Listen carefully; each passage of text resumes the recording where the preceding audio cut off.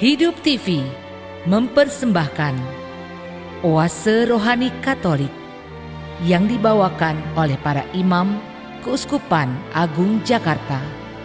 Selamat menyaksikan.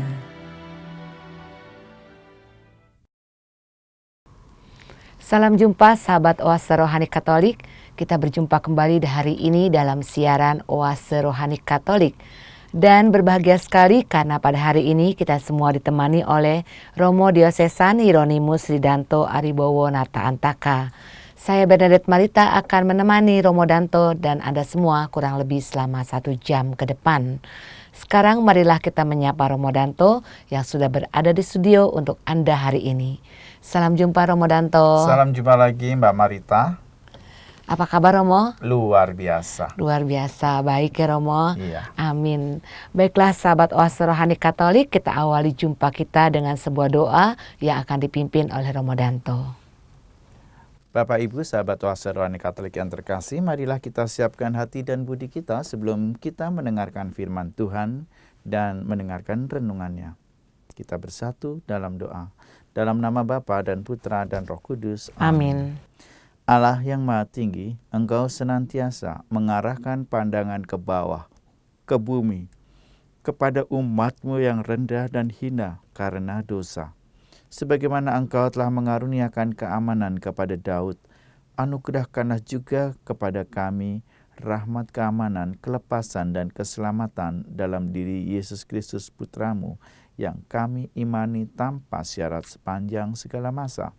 Bukalah mata hati dan budi kami, agar kami dapat mengunyah, mencerca, mengolah firman-Mu menjadi suatu pelita bagi hati kami dalam menantikan dan mempersiapkan kelahiran Tuhan Yesus Kristus.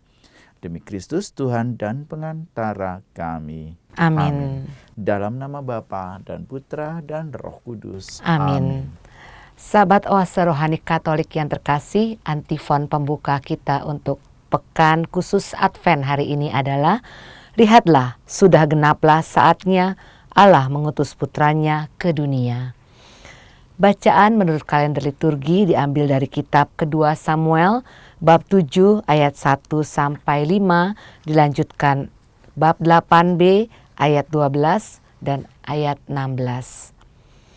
Pada masa itu Raja Daud telah menetap di rumahnya, dan Tuhan telah mengaruniakan kepadanya keamanan terhadap semua musuh di sekeliling.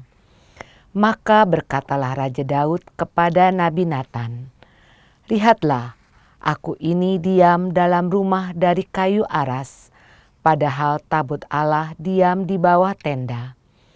Lalu berkatalah Nathan kepada Raja, "Baiklah, lakukanlah segala sesuatu yang dikandung hatimu, sebab Tuhan menyertai engkau." Tetapi pada malam itu juga datanglah firman Tuhan kepada Nathan, "Pergilah, katakanlah kepada hambaku Daud, beginilah firman Tuhan. Masakan engkau yang mendirikan rumah untuk kudiami? Akulah yang mengambil engkau dari padang ketika engkau menggiring kambing domba. Engkau kuambil untuk kujadikan raja atas umatku Israel. Aku telah menyertai engkau di segala tempat yang telah kau jalani, dan telah menyelenyapkan semua musuh dari hadapanmu. Aku membuat besar namamu seperti nama orang-orang besar yang ada di bumi. Aku menentukan tempat bagi umatku Israel dan menanamkannya, sehingga ia dapat diam di tempatnya sendiri dengan tidak lagi dikejutkan atau ditindas oleh orang-orang lalim seperti dahulu. Sejak aku mengangkat hakim-hakim atas rumah umatku Israel, aku mengaruniakan kepadamu keamanan terhadap semua musuhmu. Juga diberitahukan Tuhan kepadamu, Tuhan akan memberikan keturunan kepadamu apabila umurmu sudah genap dan engkau telah mendapat perhentian bersama nenek moyangmu.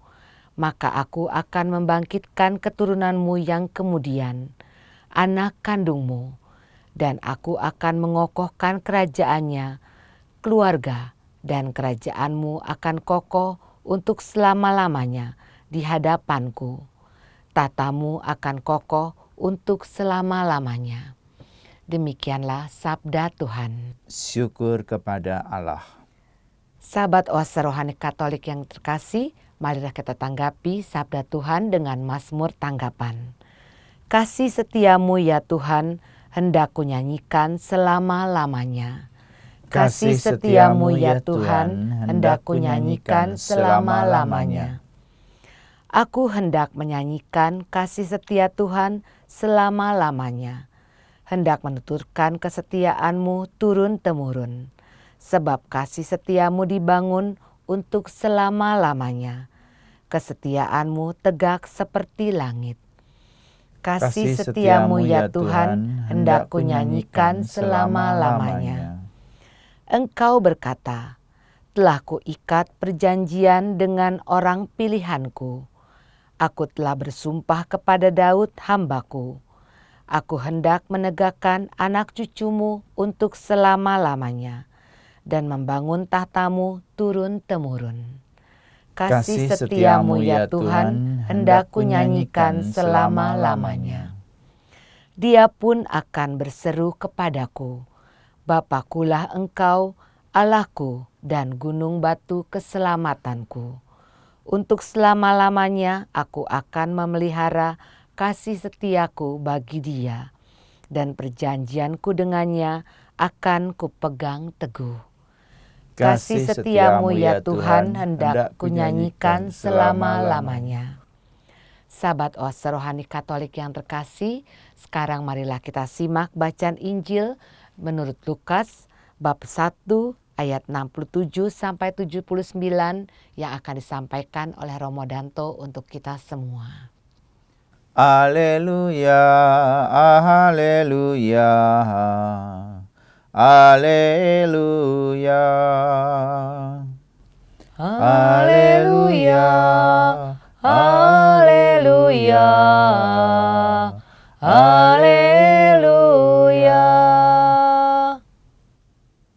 Oh Tuhan, cahaya abadi dan surya keadilan, datanglah dan terangilah mereka yang duduk dalam kegelapan dan bayangan maut. Haleluya, haleluya, haleluya. Tuhan sertamu Dan sertamu juga. Inilah Injil Yesus Kristus menurut Santo Lukas. Dimuliakanlah Tuhan.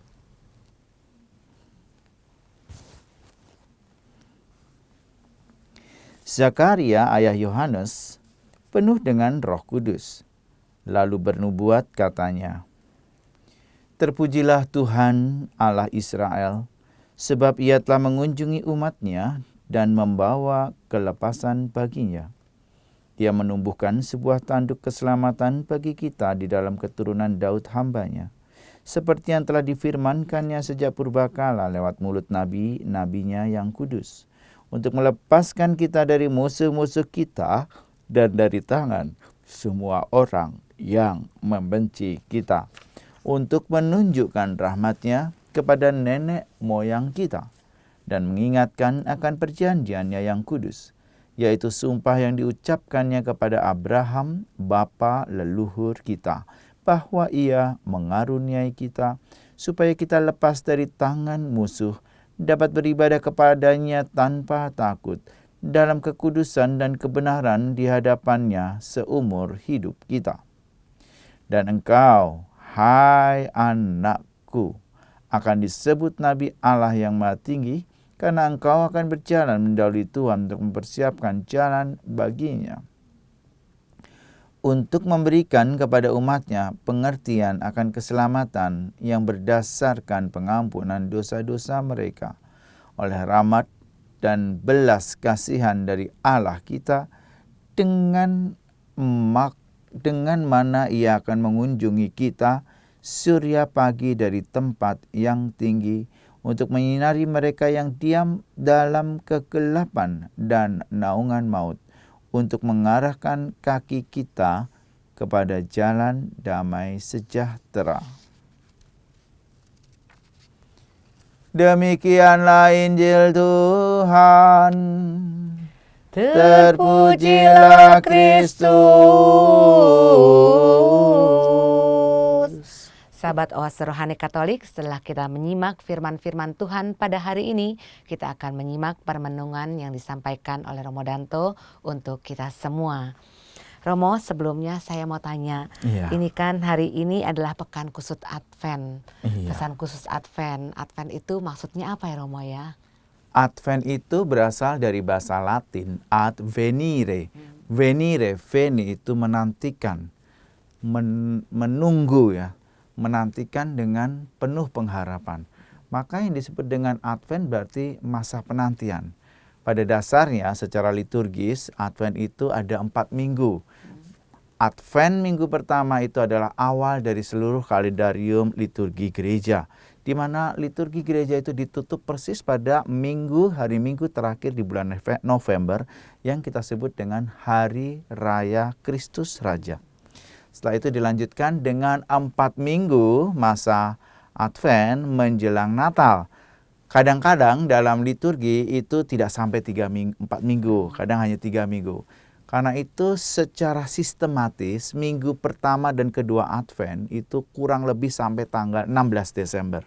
Kita menyebutnya sebagai masa penantian khusus karena penantiannya dikaitkan dengan masa eskatologis. Eskaton itu artinya akhir zaman.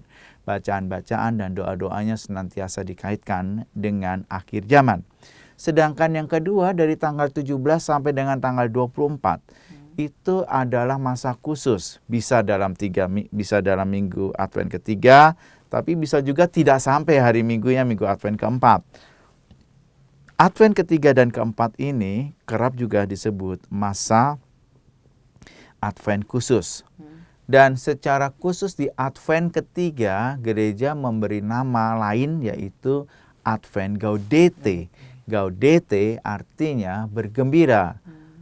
To be happy, to be joyful. Bergembira karena apa? Penantian kelahiran Tuhan sungguh semakin dekat, karena itu marilah kita berbahagia. Sehingga ada sukacita meskipun belum full, belum 100%. Sukacitanya nanti pada saat kelahiran Tuhan Allah sendiri. Nah, pada masa-masa sukacita itu pakaian pun berbeda secara liturgis ya. Pada umumnya orang menggunakan warna liturgi ungu pada masa Advent, tapi khusus minggu ketiga Gaudete ini mereka menggunakan warna pink ya, karena ada warna sukacita. Nah, hari ini 24 Desember, Senin 24 Desember, ini masuk pada minggu Senin Advent keempat sebetulnya ya. Dan secara liturgis, liturgi kita sampai pagi hingga siang ini adalah liturgi tanggal 24. Bacaan-bacaan dan juga doa-doanya, doa pembuka, persiapan persembahan, dan doa sudah komuni adalah doa-doa berdasarkan kalender liturgi tanggal 24. Tetapi menjelang sore hari, tanggal 5, jam 5 sore, maksud saya jam 5 sore ke atas, itu kita sudah menggunakan rumus liturgi yang berbeda. Nah, kita menyebutnya sebagai Misa Natal Vigili atau dalam bahasa Indonesia Misa Malam Natal. Ya.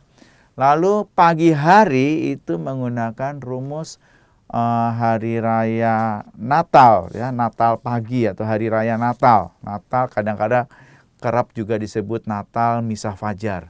Bacaan-bacaannya juga berbeda dengan bacaan malam Natal. Karena itu umat diharapkan setelah ikut misa malam Natal, dia harus ikut lagi misa Fajar. Karena bacaannya berbeda, renungannya berbeda, dan tentu saja proses kelahiran Yesus itu dipandang dengan cara yang sedikit berbeda. Dan ketika sore hari masih ada yang disebut dengan misa siang, ya itu dan atau kalau malam juga ada misa sore, ya. Tapi pada umumnya sampai dengan misa siang, ya. Itu bacaannya juga berbeda. Jadi bacaan misa siang tetapi digunakan untuk paroki-paroki yang merayakan perayaan misa pada saat Natal sore yang jam 5 ke atas, hari Natal, hari raya Natal tanggal 25-nya itu. Pertanyaannya adalah apakah semua diikuti? Sebaiknya semua diikuti. Mengapa? Karena bacaan-bacaannya berbeda, doa-doanya berbeda, dan tekanan-tekanan pada ungkapan kelahirannya pun berbeda. Kadang orang berpikir, orang Katolik kita kan praktis ya. Iya, Udah tanggal 24, jadi besok 25 bangunnya siang ya. Wah, nggak bisa lah, besok kan Natalnya Natal anak, kita nggak perlu ikut misa. Antar anak saja terus pulang. Atau wah, kita nggak perlu ikut misa lansia sore hari ya.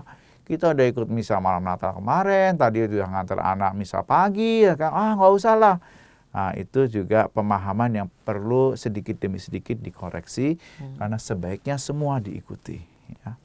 Nah, karena itu, kalau sekarang ini tanggal 24, kita juga bisa dikatakan masuk dalam pekan khusus Advent. Kenapa disebut khusus? Ya karena itu sudah mau mendekati Natal, maka tekanannya tidak lagi pada eskatologis, penantian akhir zaman, tetapi penantiannya pada persiapan kelahiran Tuhan Yesus.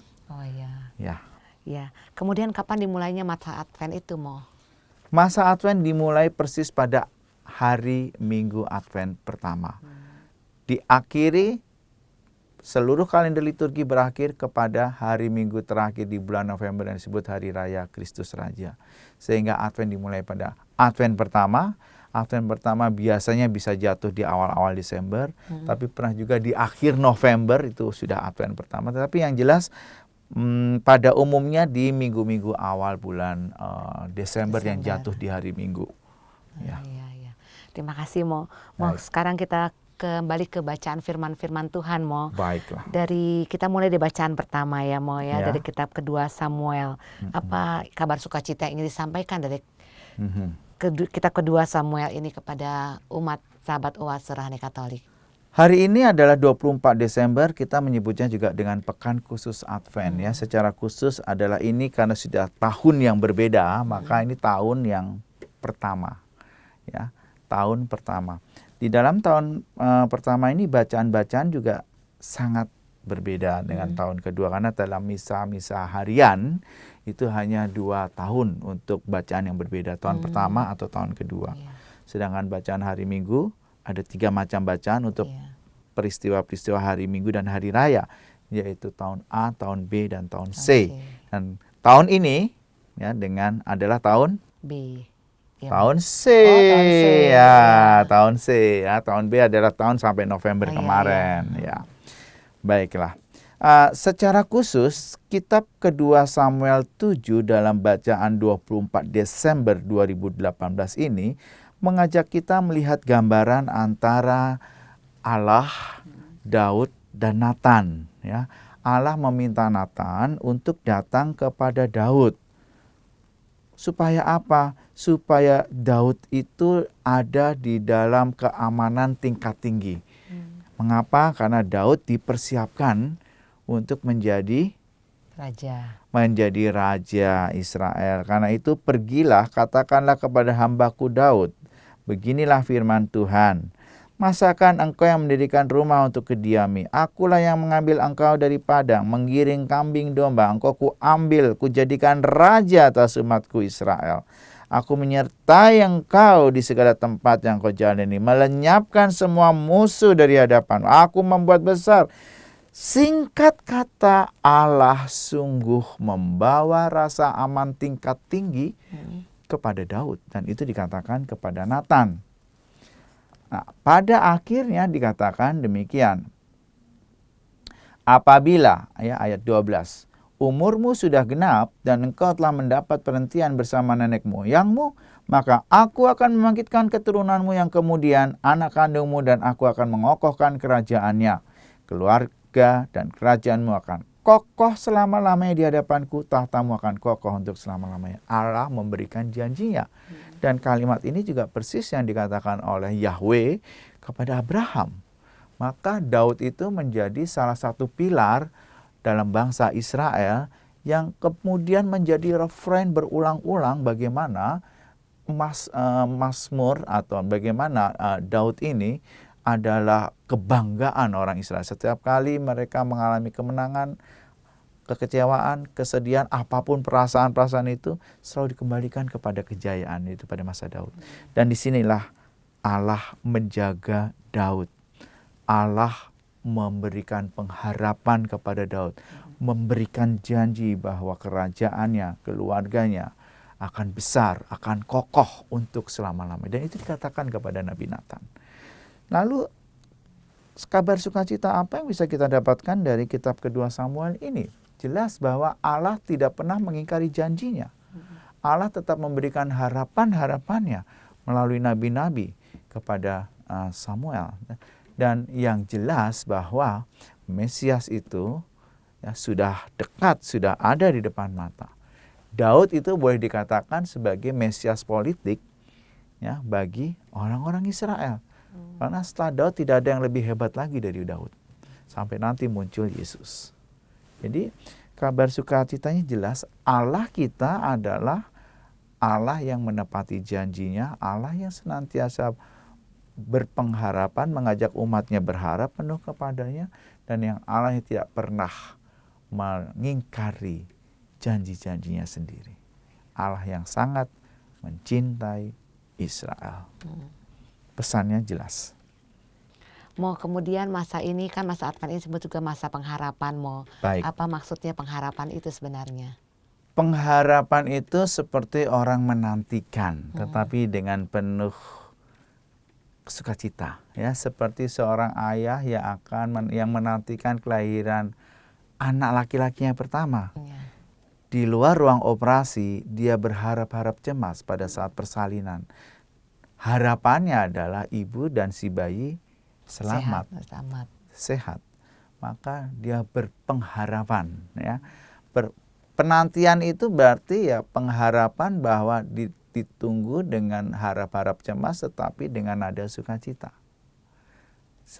Persis seperti itu. Maka kalau kita pada masa penantian ini, pada masa pengharapan ini, kita berharap bahwa Allah sungguh mengirimkan Sang Penyelamat, yaitu putranya sendiri yang diberikan kepada kita. Misteri inkarnasi, Allah tidak pernah tidak pernah melanggar janjinya. Allah mau hadir menjadi manusia dalam diri Yesus Kristus, menjadi manusia serupa dengan kita kecuali dalam hal dosa, dan dia mau menjadi hina, bahkan lebih hina daripada manusia ciptaannya. Inkarnasi, karnem itu daging, inkarnem menjadi daging. Allah yang menjadi daging, Allah yang menjadi manusia, sehingga Allah yang hebat, yang tinggi, yang luar biasa itu kini sama dengan kita. Dan misteri ini kita rayakan di dalam perayaan yang disebut perayaan Natal. Ya. Kemudian tadi kan dalam kalimat Injil ini ada tertulis, aku akan mengokohkan kerajaannya. Keluargaku dan kerajaanmu akan kokoh untuk selama-lamanya di hadapanku. Tahtamu akan kokoh untuk selama-lamanya. Ini maksudnya apa, Mo? Ya, maksudnya adalah bahwa seluruh keturunan Daud itu akan dijaga oleh Allah. Dan dari keturunan Daud inilah akan muncul Sang Penyelamat atau yang disebut dengan Mesias, Mesias. Kalau kita hitung dari Daud sampai dengan Yesus, nanti ada 14 keturunan. Dan Yesus keturunan yang ke-14 dari Daud. Mengapa dari Daud? Karena tadi saya katakan Daud itu adalah referen berulang kejayaan orang Israel. Sampai sekarang kalau orang Israel, kejayaannya pada masa Daud. Sampai sekarang. Cuman karena mereka orang-orang Yahudi sekarang itu tidak mengenal Yesus sebagai bagian dari imannya, Mesias itu masih berlangsung sampai sekarang, dinantikan sampai sekarang. Jadi Daud sampai dengan Yesus itu 14 keturunan. Ketika kalau mungkin pernah datang ke Bethlehem, di tanah suci itu, persis di lubangnya itu yang sekarang dijaga oleh gereja Katolik Koptik ya, itu nanti di lubang yang dianggap Yesus lahir itu ada sudut bintang ya, jumlahnya 14. Kenapa 14? Mengatakan bahwa dari Daud, keturunan Daud sampai dengan Yesus lahir itu ada dihitung 14 keturunan. Dan Yesus keturunan 14 setelah Daud. Inilah. Nah, kerajaannya kokoh itu artinya keluarga dan kerajaan akan dijaga oleh Allah sampai betul-betul Sang Penyelamat Mesias yang ditunggu-tunggu ini lahir. Yaitu Allah yang menjelma menjadi manusia. Dijaga sampai 14 keturunan itu ya, Mo. Dan hendaklah engkau namai dia Yesus, ya, itu kabar malaikat Gabriel kepada Maria. Ya. Sehingga kalau kita lihat bacaan-bacaan pada masa malam Vigili, Natal Vigili, itu kan bacaannya silsilah. Ya, inilah silsilah kerajaan ini. Ada melahirkan ini, ada ini melahirkan ini melahirkan itu apa sih maksudnya? Nanti bisa dihitung tuh dari Daud sampai Yesus, jumlahnya pasti 14. Ya, inilah pohon keluarga boleh dikatakan. Tapi kalau meskipun kita melihat bahwa rencana keselamatan Allah itu tidak senantiasa berjalan mulus. Kita akan melihat ada orang-orang yang baik dan hebat ya, seperti Daud. Tapi kita juga lihat ada juga orang-orang ya katakanlah orang berdosa atau orang yang tidak sempurna ya. Karena mamanya Daud itu sendiri punya anak dari seorang istri bernama Batsyeba. Dan Batsyeba ini kalau boleh dikatakan istri curian. Karena apa? Karena sebenarnya Batsyeba ini itu adalah istri Uria. Uria ini adalah anak buahnya Daud ketika dia belum jadi raja. Dia masih jadi jenderal besar perang. Dan mengapa Daud ingin mengambil Batsyeba? Itu juga ada ceritanya itu. Peristiwanya adalah ketika Daud berjalan di atas sotoh istana, melihat seorang yang sedang mandi, wanita cantik, dan dia tertarik, dan dia ingin menikahinya, mengawininya. Orang itu namanya Batsyeba. Nyata perempuan ini adalah perempuan yang sudah bersuami. Dan suaminya yang namanya Uria adalah orang yang sangat-sangat mencintai atasannya Daud. Tapi apa yang dilakukan Daud?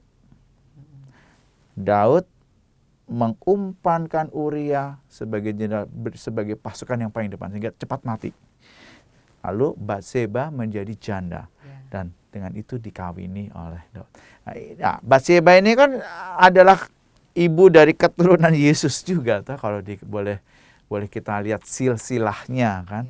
Artinya ya inilah rencana keselamatan Allah yang betul-betul Allah itu menjelma menjadi manusia sama seperti kita.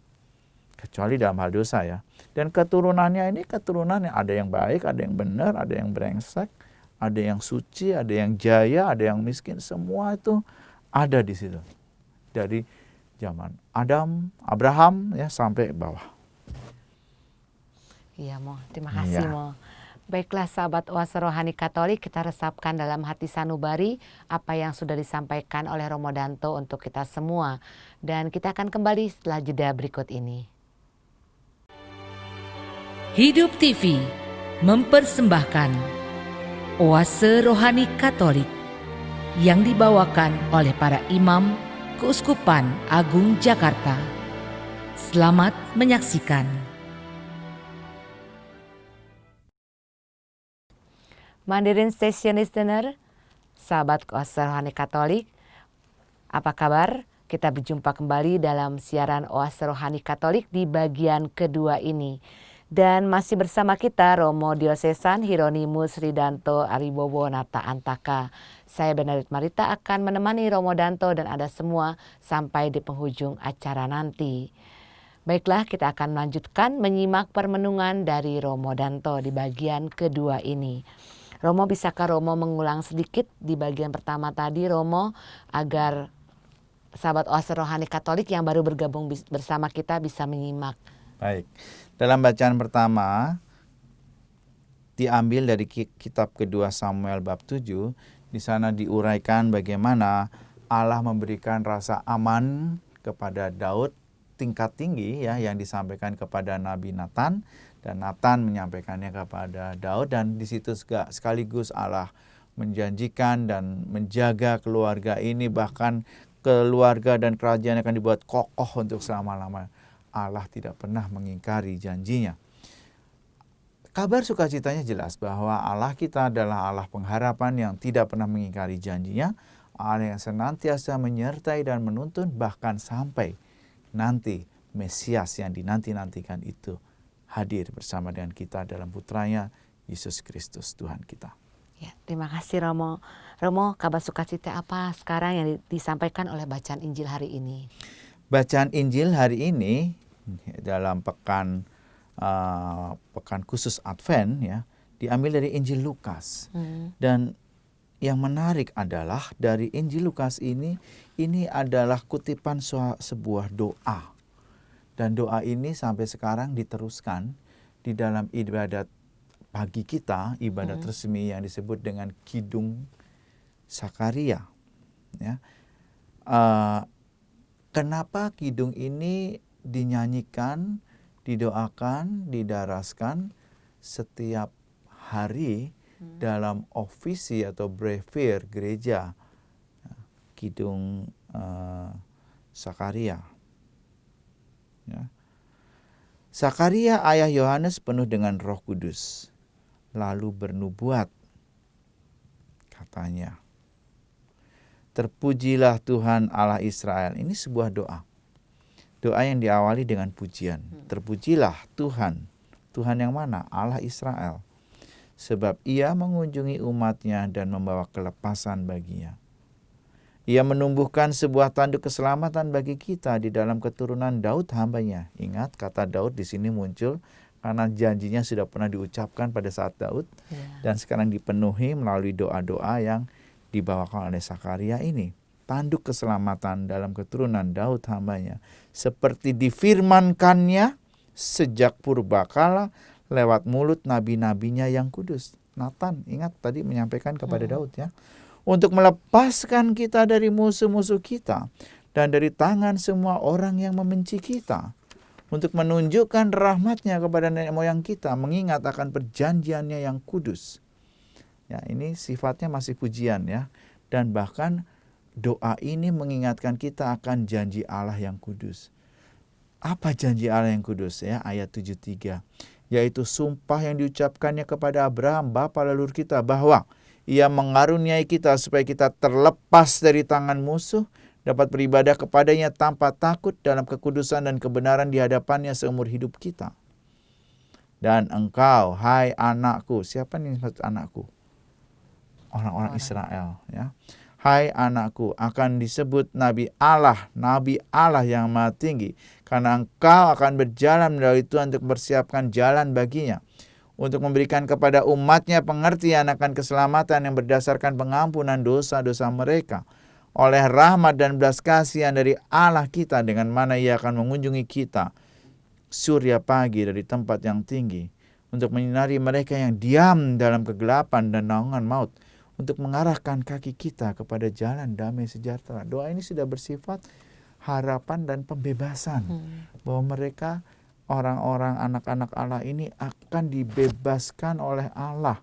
Dari mana? Dari dosa, dari belenggu, dari kegelapan dan naungan maut.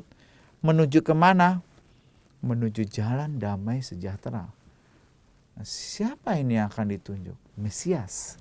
Jadi doa ini doa pengharapan yang membawa kepada Mesias yang semakin dekat.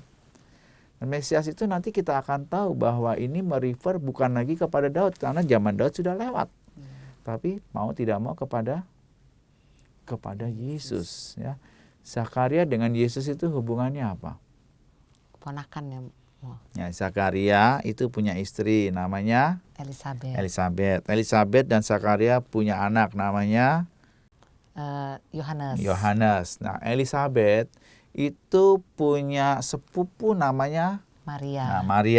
Maria dan Yosef punya anak namanya Yesus. Nah, lalu anaknya Elisabet dan Zakaria bersama dengan anaknya Maria dan Yosef adalah sepupuan jadi ya, Mo, sepupuan ya. Jadi udah semakin dekat. Iya. Karena dekatnya mungkin di anaknya juga bisa atau mungkin di sepupunya, tapi di generasi sesudah mereka.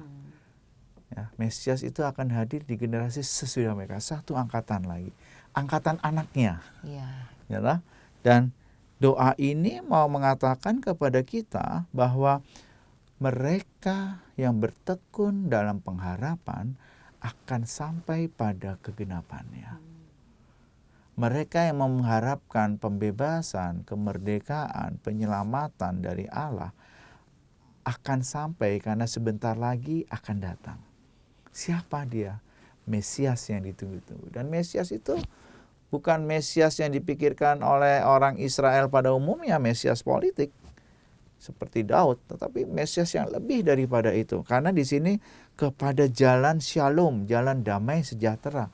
Di Mesias yang lebih luas daripada sekedar politik. Mesias yang membawa pembebasan rohani, pembebasan jiwa. Siapa itu? Pribadi yang nanti namanya Yesus itu. Ya, jelas bahwa isi doa dari Injil ini mengajak kita bagaimana doa yang sangat indah ini sudah didoakan oleh Sakaria, ayah Yohanes yang penuh dengan Roh Kudus untuk bernubuat. Nubuat itu apa? Nubuat itu ada yang tahu? Ibu mendengar kata nubuat kira-kira apa gambarannya? Nubuat itu yang diucapkan oleh nabi-nabi untuk yang akan datang dan akan terjadi atau tidak? Akan terjadi. Jadi nubuat itu semacam ramalan. Iya. Tapi ramalan yang tidak pernah meleset. Dan inilah yang dilakukan oleh Sakaria, bernubuat. Karena apa yang didoakan, apa yang dinubuatkan pasti terjadi. Sakaria ini orang baik. Dia dekat dengan Tuhan, dia banyak berdoa, dan relasinya dengan Allah luar biasa. Iya. Kemudian mau hubungannya apa mau dengan kisah Natal kita? Ya. Hari ini, pagi ini kita masih menggunakan bacaan tanggal 24. Ya. Tapi nanti sore kita sudah menggunakan bacaan yang berbeda. Nanti sore berarti kita sudah masuk ke dalam perayaan Ekaristi, Misa malam Natal, Natal Vigili, kadang disebut dengan demikian. Bacaan-bacaannya diambil dari Yesaya, dari surat Rasul Paulus kepada Titus, dan Injilnya adalah Injil Lukas. Bagaimana pada masa Kaisar Agustus, ya, kemudian Yesus, ya, dilahirkan pada masa-masa seperti itu. Yang menarik adalah bacaan-bacaan menjelang Injil, yaitu baik Yesaya maupun surat Rasul Paulus kepada Titus. Dalam bacaan Injil Yesaya misalnya, nada suaranya dan nadanya masih sama. Isinya masih pengharapan yang sebentar lagi diberikan kepada kita.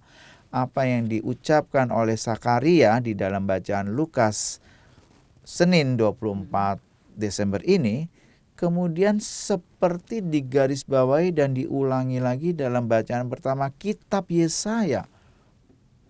Bacaan pertama Misa malam Natal. Di mana Yesaya mengatakan seorang putra telah diberikan kepada kita. Ada pengharapan yang sudah di depan mata, yang sudah semakin dekat itu sudah diberikan kepada kita. Dan bahkan Paulus dalam surat Rasul Paulus kepada Titus bacaan kedua itu menggunakan kata pengharapan. Kita lihat ayat 13. Ya. Kasih karunia itu mendidik kita agar meninggalkan kefasikan dan agar kita hidup bijaksana, adil dalam ibadah. Sambil, ya, ayat 13, sambil menantikan, ya, kata venire muncul di sini, penggenapan pengharapan kita yang penuh bahagia.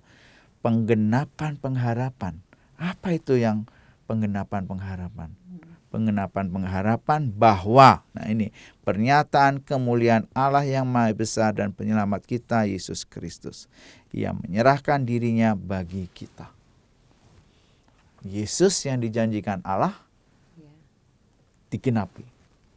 Pemberian akan Mesias Sang Penyelamat sudah dilakukan melalui kelahiran Yesus. Nah, itu bacaannya sangat mengalir, ya. Sampai akhirnya di dalam bacaan Injil Lukas, ya, ini suatu narasi yang sangat bagus bagaimana secara tanda kutip kronologis ya, peristiwa maupun masa yang menyertai saat-saat kelahiran Yesus itu digambarkan dengan sangat gamblang oleh Lukas. Peristiwanya saat Kaisar Agustus yang dilakukan oleh calon orang tua bayi ini, yaitu Yusuf ya, pergi ke Nazaret di Galilea, dari Nazaret ke Yudea, ke kota Daud bernama Bethlehem dan sebagainya. Kronologis bernarasi yang sangat indah dari gaya bahasa penulis Injil Lukas. Dan dari penulis Injil Lukas ini kita tahu bahwa ternyata kelahiran Yesus itu tidak seperti yang dibayangkan banyak orang Israel seperti Daud ya. Tetapi justru kelahiran yang sangat sederhana. Allah menjadi manusia dalam rupa yang sangat hina. Itu dikatakan oleh Paulus. Dan bahkan dia lebih hina daripada kita. Ya, hinanya di mana? Nah, ini Lukas sudah memberi gambaran yang sangat jelas, sangat gamblang. Hinanya adalah dia lahir di kandang yang namanya kandang kandang domba ya.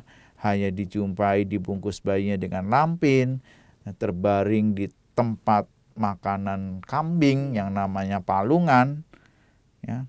Dan kesederhanaannya, tamu-tamu yang datang bukan anak raja, bukan menteri, perdana menteri, bukan orang-orang bangsawan dan kelompok ningrat, bukan kaum imam dan Lewi, bukan orang-orang ahli Taurat Farisi, tetapi yang datang adalah para gembala, para pemilik keledai atau onta, pemilik palungan, dan sebagainya. Orang-orang yang dianggap sederhana di mata manusia saat itu. Allah telah menepati janjinya. Ia mau menjadi manusia sama seperti kita. Ya, kita bisa bayangkan kalau Allah nggak pernah jadi manusia, Allah kita adalah Allah yang sangat tinggi, yang tidak mungkin merasakan penderitaan dan kemiskinan seorang manusia. Tapi justru Allah mau merendahkan diri serendah-rendahnya, menjadi manusia dan pribadi yang berdaging, yang bisa marah, bisa tertawa. Menunjukkan kerendahan hati Allah yang luar biasa. Bahkan dia lebih rendah daripada ciptaannya sendiri, mati dengan cara disalibkan. Inilah kekayaan rohani yang luar biasa atas iman Kristiani. Bagaimana misteri inkarnasi Allah menjelma menjadi manusia sudah dinubuatkan sejak dari Nabi Yesaya, sejak dari perjanjian lama hingga dipenuhi pada perjanjian baru ini. Kemudian mau apa saja yang harus kita siapkan dalam menyambut Tuhan Yesus nanti? Ya. Kalau kita melihat proses bacaan jelas ya, mereka menyiapkan segala sesuatunya dengan sangat baik. Tapi problemnya orang sekarang ini kan menyiapkan segala sesuatunya dengan gemilau dan cahaya, dengan kilauan sangat fisik ya. Natal senantiasa diibaratkan dengan sepatu baru, baju baru, makanan, pesta-pesta. Tapi kalau kita melihat dari inti bacaan, jelas sekali bahwa Allah menjelma menjadi manusia dengan cara yang sangat sederhana. Kesederhanaan itu jauh lebih penting. Tetapi kaya di dalam makna. Maknanya luar biasa, tetapi bagaimana Allah menjelma menjadi manusia menjadi sangat sederhana. Lalu bagaimana ini harus kita beri arti dan makna? Bagi saya, ya, ini harus diartikan bahwa merayakan Natal itu harus menjadi luar biasa dalam rohani, dalam pemaknaannya, tetapi menjadi sederhana di dalam fisik. Seperti kehadiran gembala, pemilik keledai, pemilik palungan dan sebagainya. Tapi kita kerap kali merayakan dengan cara yang tidak sesuai dengan semangat Injil. Ya, semangat kita adalah komersial, ya toh? Kemudian secara fisik jor-joran, ya. Si papa beliin baju baru untuk si kakak. Adik mana kok nggak dibeli? Kita udah terbiasa dengan hal-hal seperti itu. Sementara jarang sekali misalnya keluarga-keluarga, ayo ini misa, ini malam Natal. Jangan omong baju baru. Yang penting sekarang ayo kita pergi misa bersama-sama sebagai keluarga. Iya, diberi makna. Dan Natal terjadi setiap tahun. Tapi apakah kita juga ikut memberi makna atas peristiwa yang setiap tahun berulang dan sama? Jangan-jangan ketika kita tidak merenung, ketika kita tidak merefleksikan, ketika kita tidak memberi makna, Natal kita menjadi Natal yang miskin. Sungguh miskin dalam pemaknaan dan miskin dalam rohani.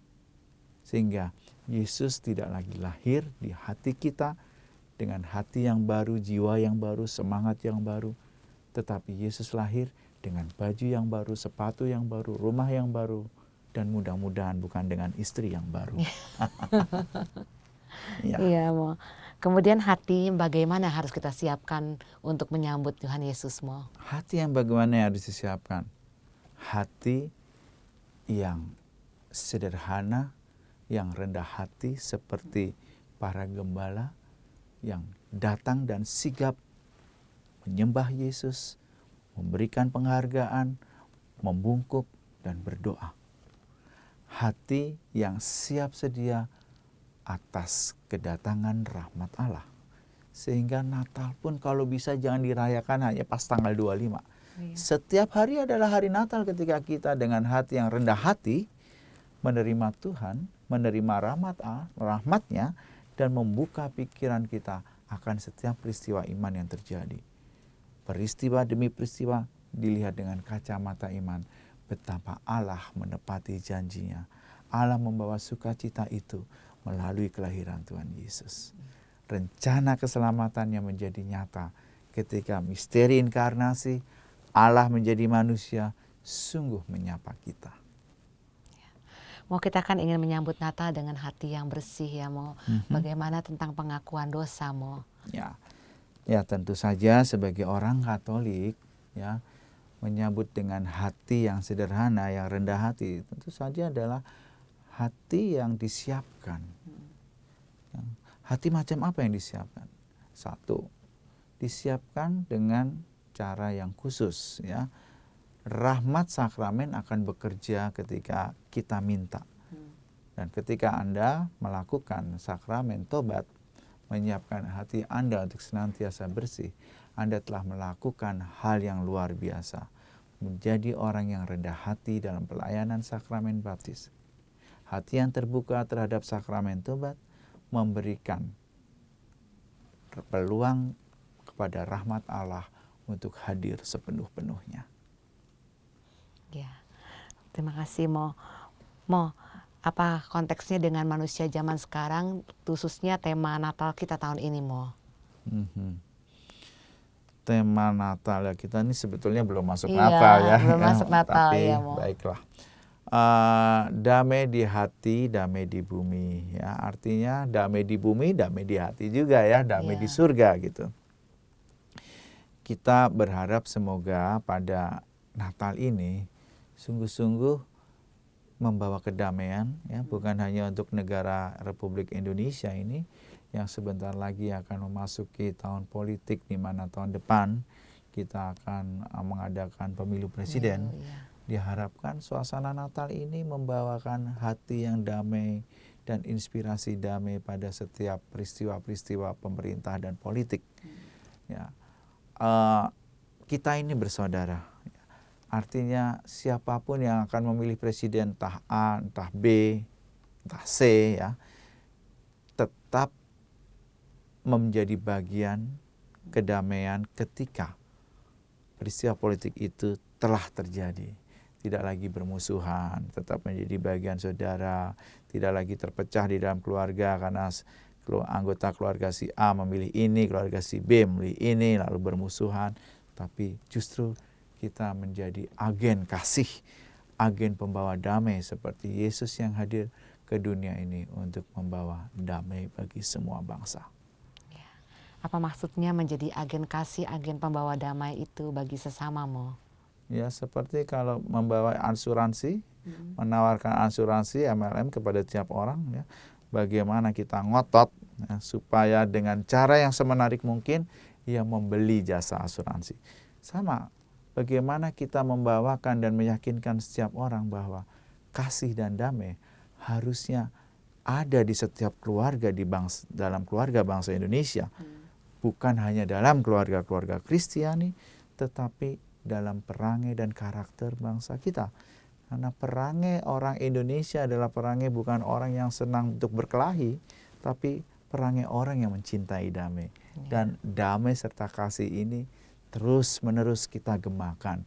Sehingga harapannya tentu saja setelah peristiwa-peristiwa politik turbulensi apapun yang terjadi dengan entah itu pemilihan presiden, pemilihan bupati, pilkada dan sebagainya, bahkan peristiwa-peristiwa di luar Indonesia, kita tetap menjadi keluarga-keluarga yang mewartakan kasih, mewartakan damai, apapun itu sukunya, apapun itu agama dan keyakinannya, apapun itu orientasi politiknya dan kepentingannya. Damai di surga, damai di bumi, damai di hati kita masing-masing. Ya. Apa kesimpulannya dari bacaan-bacaan hari ini yang disampaikan kepada sahabat Oase Rohani Katolik agar menjadi bekal bagi sahabat Oase Rohani Katolikmu? Ya. Sebagai penutup, pesannya jelas. Bacaan-bacaan mengajak kita agar kita pun mampu menangkap peristiwa Yesus sebagai peristiwa iman. Peristiwa iman di mana kelahiran Yesus, Allah menjelma menjadi manusia, mewartakan kasih dan damai kepada setiap orang yang dijumpai. Kelahiran Yesus membawa kasih, sukacita, dan damai, bukan hanya bagi ayah dan ibunya, bagi gembala yang dijumpai, bagi pemilik kandang yang dipunyai, bagi pemilik keledai onta yang dijumpai, dan semua yang didatangi. Demikian juga jika Anda pernah mengalami kasih, pernah mengalami damai, wartakanlah itu kepada setiap orang yang Anda jumpai. Pesannya jelas, Natal membawa kasih, Natal membawa damai, Natal dengan demikian membawa sukacita bagi seluruh bangsa. Terima kasih Romo. Baiklah sahabat Oase Rohani Katolik yang terkasih, pembicaraan kita pada hari ini kita cukupkan dahulu sampai di sini. Maka Romo Diosesan Hieronymus Ridanto Aribowo Nata Antaka dan saya Bernadette Marita mohon diri dari hadapan Anda. Kami mengucapkan salam damai, tetap semangat dan tersenyum. Kita akan tutup jumpa kita dengan doa penutup dan berkat Tuhan melalui Romo Danto. Sahabat Oase Rohani Katolik yang terkasih, marilah kita akhiri perjumpaan kita pada hari ini dengan doa penutup. Dalam nama Bapa dan Putra dan Roh Kudus. Amin. Allah yang penuh kasih, pada hari yang istimewa menjelang misa malam Natal ini, kami sungguh mengucap syukur kepadamu karena misteri kasih-Mu yang begitu besar, misteri inkarnasi yang kami nanti-nantikan, di mana Engkau menganugerahkan bagi umat-Mu putra-Mu yang tunggal. Malam ini umat-Mu sungguh bergembira, sukacitanya menjadi nyata karena lawatan putra-Mu yang oleh malaikat disebut sebagai juru selamat, yaitu Kristus Tuhan. Allah Bapa yang penuh kasih, semoga kami dapat hidup di dalam Dia, selalu tinggal bersama Dia, membawa kasih, sukacita, dan damai kepada setiap orang yang kami jumpai.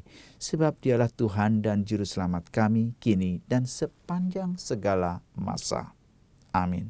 Tuhan sertamu dan sertamu juga. Semoga kita sekalian senantiasa diberkati oleh Allah yang Maha Kuasa, Bapa dan Putra dan Roh Kudus. Amin. Baiklah sahabat Oase Rohani Katolik, sampai jumpa lagi di siaran Oase Rohani Katolik berikutnya dan selamat mempersiapkan Natal pada hari ini. Kita Bhinneka, kita Indonesia. Demikianlah Oase Rohani Katolik yang dibawakan oleh para imam Keuskupan Agung Jakarta. Tuhan memberkati.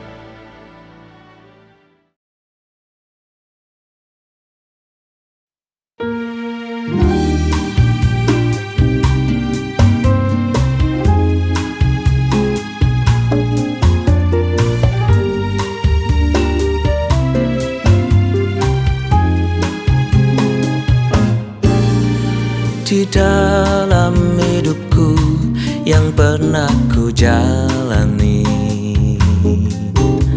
Tak aku sadari arahku menuju,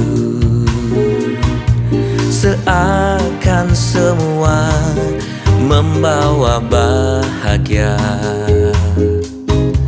meski sesungguhnya hanya sementara. Selalu ku sadari Tuhan mendampingi dalam kesesatan dan persoalanku.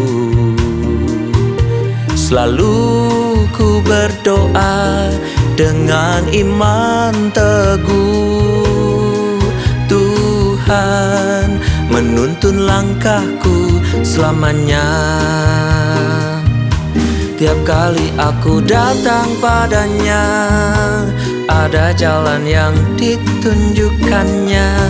Setiap kali aku berdoa, Dia meneguhkanku.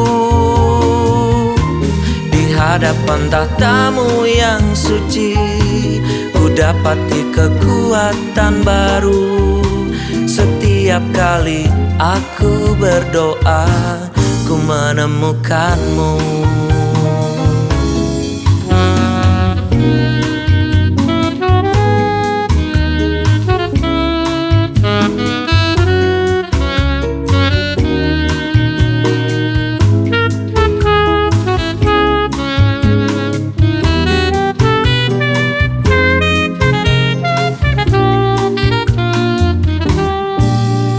Selalu ku sadari Tuhan mendampingi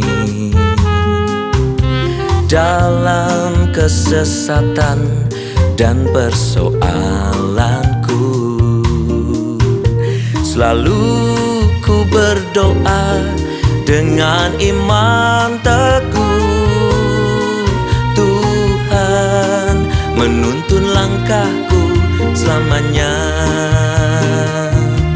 Tiap kali aku datang padanya, ada jalan yang ditunjukkannya.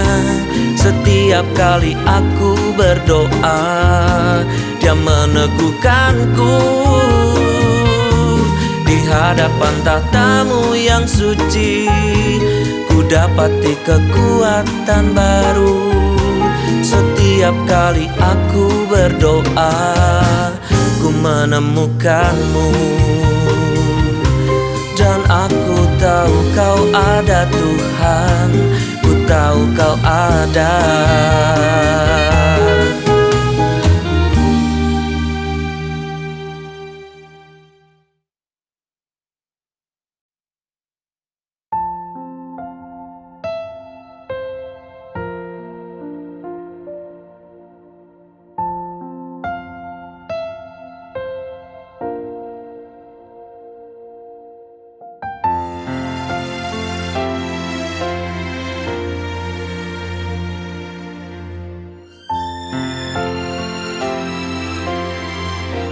When I survey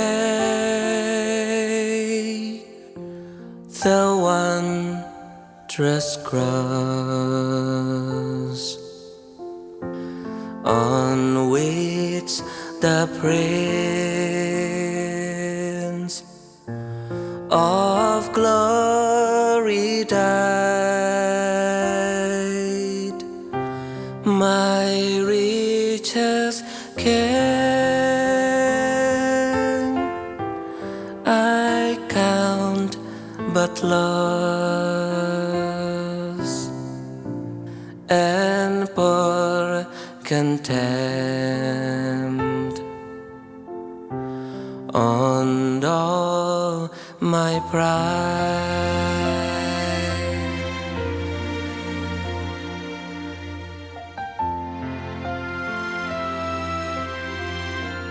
For